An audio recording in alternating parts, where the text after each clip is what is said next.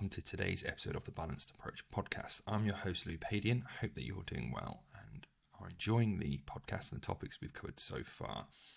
These podcasts are released every Monday, Wednesday and Friday, so be sure to subscribe wherever you are listening to be kept up to date. So today might sound familiar, and that's because this is something that we've talked about a lot, and actually it's probably the most powerful thing that people can focus on, and that is their habits. And the reason I speak about this is because, well, there's a huge amount of importance to them. They are one of the most foundational things that we do day to day without even realizing, and what you're doing on autopilot actually can really dictate what the outcome's going to be.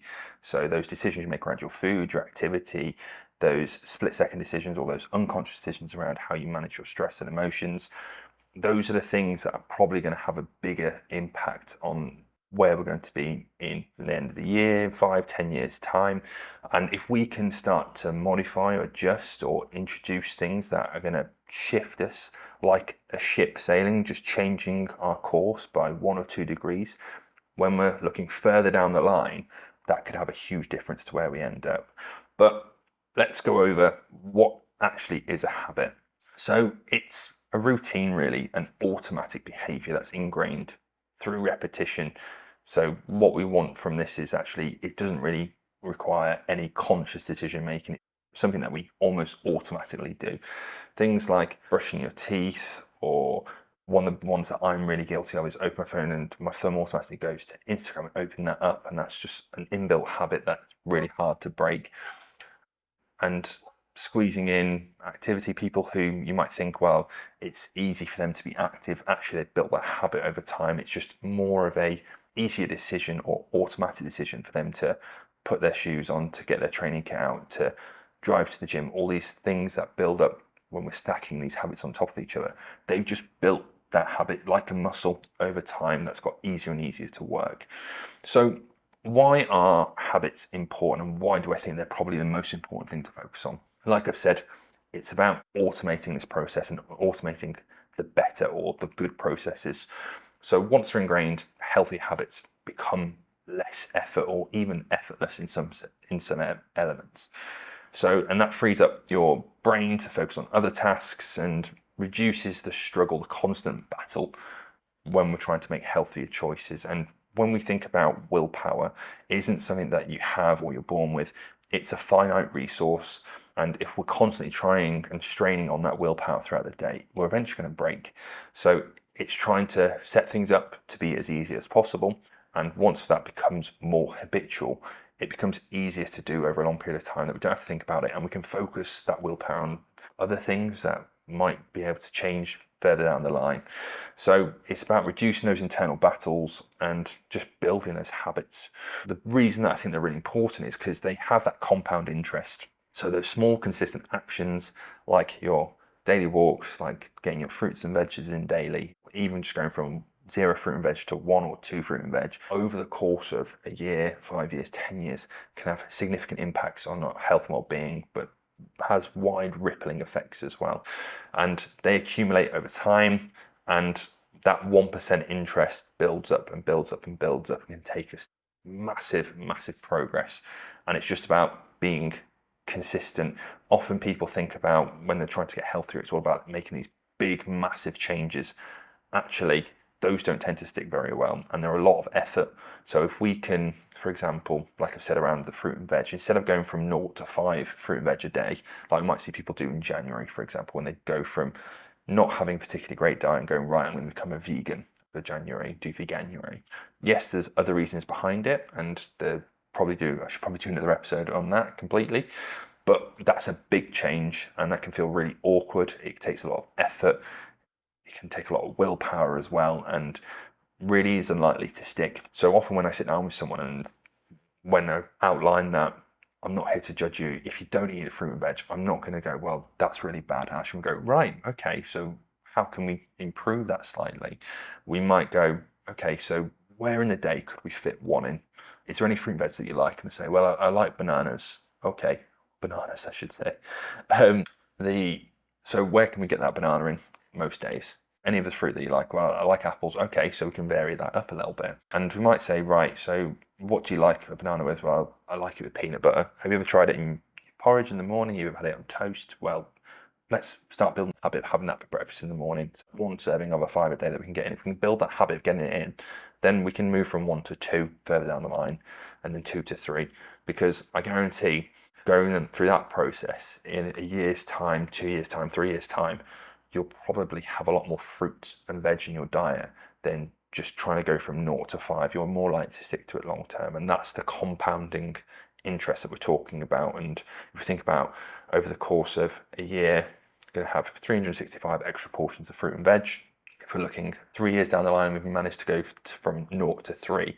That's over 1,000 extra bits of fruit and veg into our diet, which can have huge benefits to our vitamin and mineral intake, our fiber intake, potentially going to improve waist circumference, our BMI long term. Yeah, just huge compound interest. And we're thinking about 3 years down the line. So actually, we've just got to focus on day to day. What can we do to tick it off and make those small improvements? Other ways that it can improve you is having things built in around your day to help manage your stress, or having these habits built in place where you don't have to think about them. Reduces stress as well. Stress is one of the biggest things that I work with people on. When people come to me, if they get referred through their GP or I work with them privately, they go, well, I want to lose weight, I want to feel healthier. And actually, the underlying issue might be managing their stress. And if we can build these habits and make them as the least amount of stress possible, or reduce the amount of stress by helping them manage their headspace a bit better, but by potentially doing things that they enjoy, potentially getting them outside a little bit more and moving a little bit more, so not feeling as agitated, improving their diet so they're not beating themselves up around not having a great diet. And these things are all reducing their stress as well. So these habits are linked in, and everything has this ripple effect. So that's what we're trying to do. Is a big part of my job as a coach, as a health coach, as an online coach as well, is reducing people's stress and making being as healthy as possible, as easy as possible. Another thing as well around your habits that I often work on people with is trying to have things that people enjoy each day. And when people think about getting healthier, they usually think about it's going to be miserable, it's going to be a diet they don't like, they're going to be doing things for exercise that they don't particularly enjoy, and I'm telling them that they can't have these certain foods and they need to do X, Y, Z. And actually, some of the best results I've had with people is going, right, what do you actually enjoy doing? And for one of my patients, if you listen to previous episodes, I might have mentioned before, he painted model airplanes, and we'd have a good 10-15 minute chat about that every week. And we made sure that actually he prioritized scheduling that into his diary, because he wasn't currently doing that, and that's something that he wanted to do. And he had that thing, he had that activity scheduled in 3 times a week, and that gave him a huge amount of joy and happiness. And when you're happy, you tend to make better decisions in regards to your health and well-being.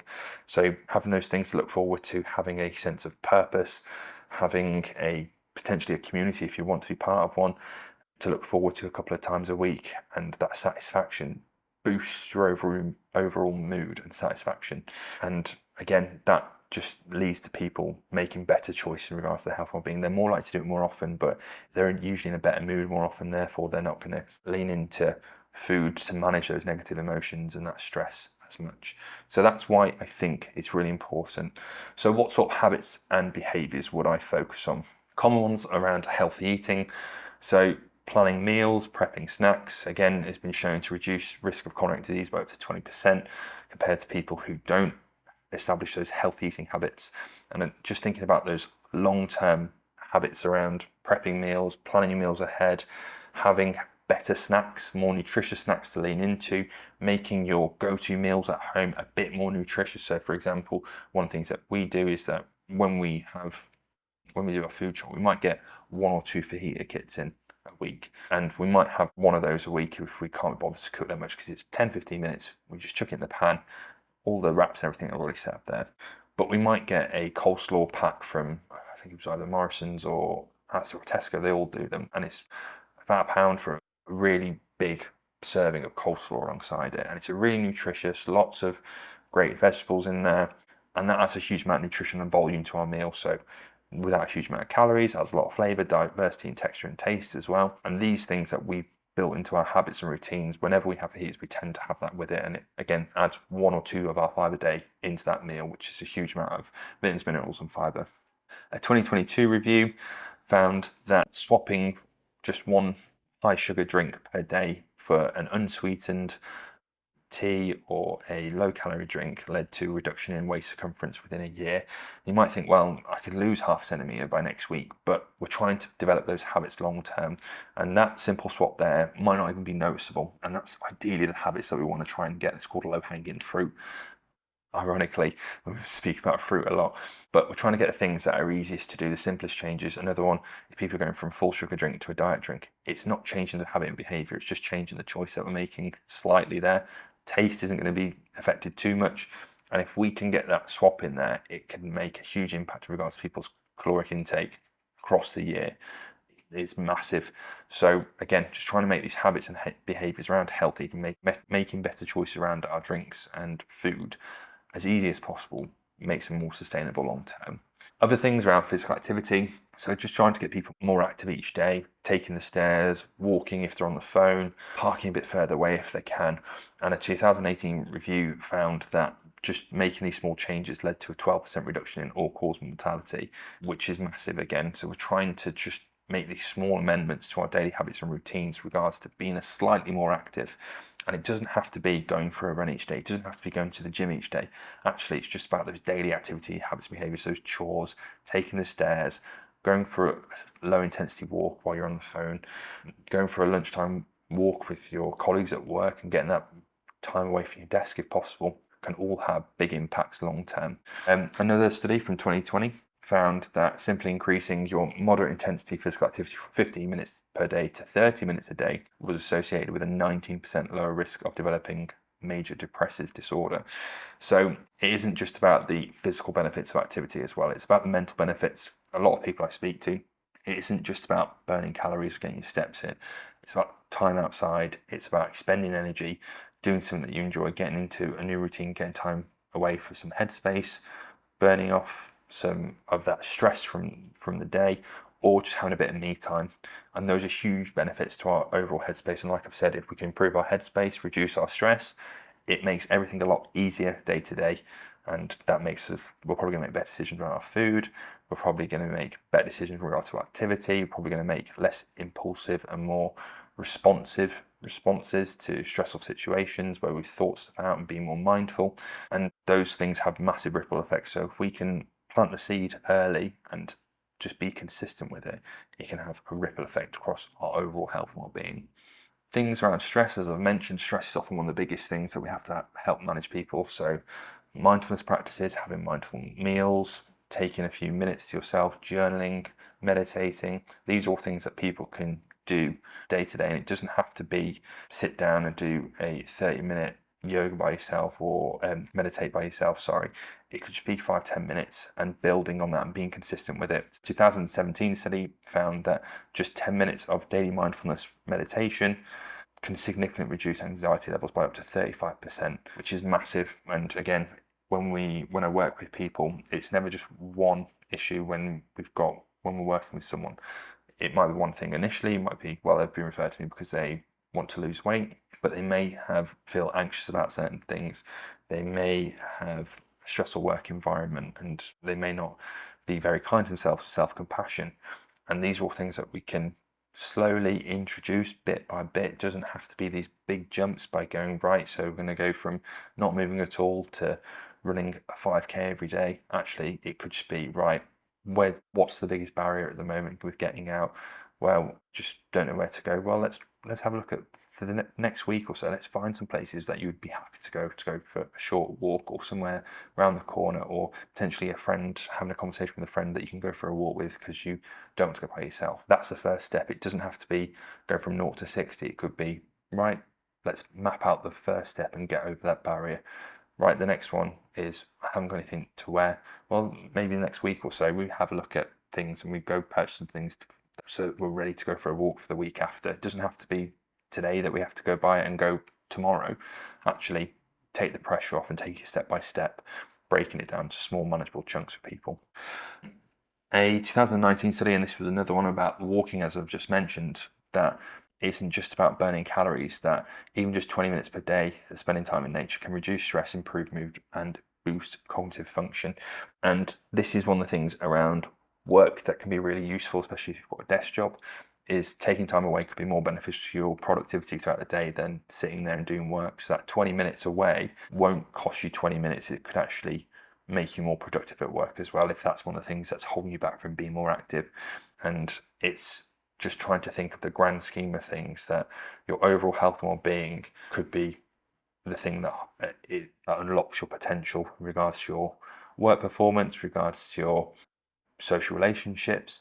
So thinking outside the box with how these habits, behaviors can have an impact. So for example, if we're talking about a work environment and getting people more active, we know that people who are more active are probably going to be less likely to take sick days at work. So giving people the opportunity throughout the day to be more active at work, yes, it might seem like they've taken away from their work, you've taken away from their desk, but actually we are improving their attendance long term and reduce the amount of sick time or sick days that they take.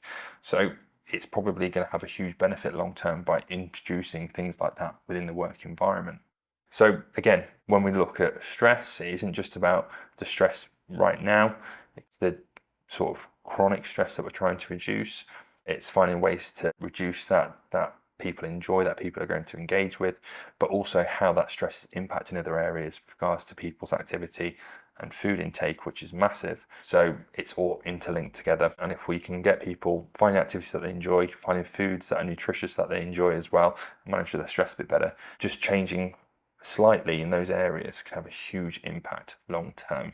Last but definitely not least, one of the things that I work on people with, and it is often put into the sort of woo-woo and soft, or sort of mainly a woman's thing to do, is self-compassion, which it definitely isn't. And it's something that I definitely encourage a lot of people to work on and can be really, really beneficial to people making huge steps forward with their overall health and well-being. So 2020 study found that people who practice self-compassionate habits around often self-forgiveness, encouragement, they experience 23% increase in resilience and 15% decrease in depressive symptoms.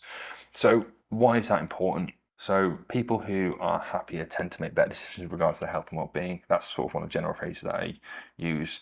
And if we can get people to stop beating themselves up for not being as perfect as they feel like they should be, and actually recognizing that we're all human, we all make mistakes, none of us are perfect, and we're just trying our best, and giving yourself a bit of a break. And often one of the practices that I do with people is talking to themselves as if they were talking to their best friend. They're often a lot more forgiving, they're a lot more compassionate and encouraging towards them, and actually encouraging themselves to be more like that is a big part of that. So if you're not beating yourself up all the time, and actually you're accepting who you are, that you have your flaws, you're never going to be this perfect individual that we're all aspiring to be. And yes, it's good to strive, but actually beating yourself up with that stick each time isn't productive in the long term. Frees up a lot of headspace, but also takes a lot of pressure off, and it allows you to be a bit more, have a bit more exploration with your habits and behaviors, and trying things and not feeling that you need to be perfect to do things, but also allows you to be a bit happier day to day because you're not constantly beating yourself up. So if we can practice this habit of being more compassionate, again, it's probably going to lead to better eating habits, better management of your stress, and probably being a bit more active. So that's where it plays a role within that. And again, 2022 study found very similar things by people practicing simple exercises like writing self-affirming letters or treating themselves with kindness can lead to enhanced self-esteem, improved social connections, and greater emotional well-being. And again, those things will have greater impacts into things that people are trying to achieve usually, which is be a bit healthier with their food choices, moving a little bit more each day, and managing their stress a bit better. So you can see how this spider's web of habits and behaviors are really tightly interlinked. There's lots of other things that we focus on, depending on the individual, potentially around sleep, potentially around having difficult conversations. And these sort of habits and behaviors, these healthy habits, are things that we try to work on with individuals to identify which probably is going to have the least amount of effort, the most gain, and trying to make them as easy as possible for people. And they don't have to do them all at once. They don't even have to do all of them. It could just be one or two things that we do consistently for a long period of time can have phenomenal impact. So as I've said, habits are probably the most important thing that I work on with people. It's not the knowledge thing. Often we talk about things, get improved knowledge in areas, but it's the practical habitual nature of showing up each time, trying to be a little bit better each day, not beating ourselves up in things that go to plan, actually sitting back and reflecting and going, well, I've done this really well this week. This thing probably could have been a bit better, but I gave it a good shot. And next time, what I'd do is XYZ to improve it, and we'll give that a go. And you know what, if that doesn't work, then we'll just reflect again and try something else. And that's all it is taking the pressure off, being a bit more compassionate, trying to be a bit more active, improving your eating habits a little bit more, managing your stress. But picking which habits and behaviors are going to work best for you is one of the most powerful tools that I feel that people could focus on moving forward to improve their health and well-being. So there you have it. Thank you very much for listening to today's episode of the Balanced Approach podcast. If you have any questions, queries, or would like to reach out to me, please do. I am at Louis Padian Nutrition, which is at LOUISPADIAN Nutrition on Instagram, Facebook, TikTok, and all other social media platforms. If you're looking for support in achieving your goals and living a healthier, happier, and more balanced life in the process, click the link below and inquire about working with me.